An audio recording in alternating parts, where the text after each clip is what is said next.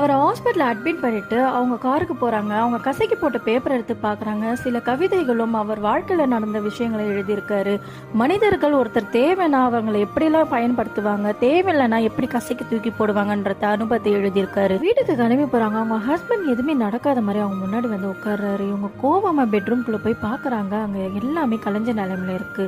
இப்ப அந்த பெட்ஷீட்டுங்களை எல்லாத்தையும் எடுத்து தோச்சு போட்டுட்டு இருக்காங்க. என்னதான் அங்க நடந்த விஷயத்தை விட அங்கித் எழுதின லெட்டர்ல இருக்க வார்த்தைகளும் கவிதைகளும் அவங்கள ரொம்ப டிஸ்டர்ப் பண்ணி மறுநாள் அங்கித்தை பார்க்கணும்னு சொல்லிட்டு லேக் வியூவான போய் பாக்குறாங்க. அங்க அங்கிதம் உட்காந்துட்டு இருக்காரு. அவங்க பக்கத்துல போய் உட்காந்துமே அங்கித் பாக்குறாரு.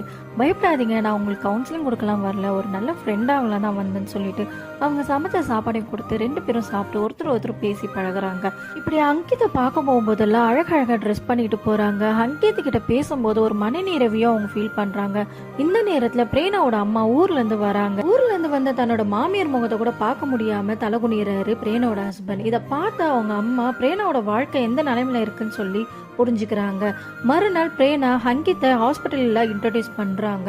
இப்ப ஹங்கித்தோ பிரேனாவோட அம்மாவும் நல்லா பேசிட்டு இருக்கதை பார்த்துட்டு பிரேனாக்கு ஏதோ மனசுல ஒரு விதமான சந்தோஷத்தை கொடுக்குது. அதனால அவங்க 2 பேரையும் ஒரு போட்டோவை எடுத்து வச்சுக்கிறாங்க. அவங்க அம்மா கிட்ட ஹங்கித்தை ரொம்ப பிடிச்சிருக்கு, இது சரியா தவறா தெரியலன்னு சொல்லிட்டு அவங்க அம்மா கிட்ட சொல்றாங்க. உடனே அவங்க அம்மா, நான் ஒரு அம்மாவா இருந்து பார்த்தா இது நான் தப்புன்னு தான் சொல்லுவேன், ஆனா ஒரு பொண்ணா இருந்து நான் சொல்லணும்னா நம்ம பார்த்து ஒரு ஹஸ்பண்டுக்காக நம்ம வாழ்க்கையை நம்ம எல்லாத்தையும் தியாகம் செய்யறோம். ஆனா அந்த தியாகத்துக்கான எந்த பலனும் கிடைக்கலன்னா நீ எடுக்கிற முடிவு எந்த விதத்திலயும் தப்பு இல்லைன்னு சொல்லிட்டு அவங்க அம்மா சொல்றாங்க.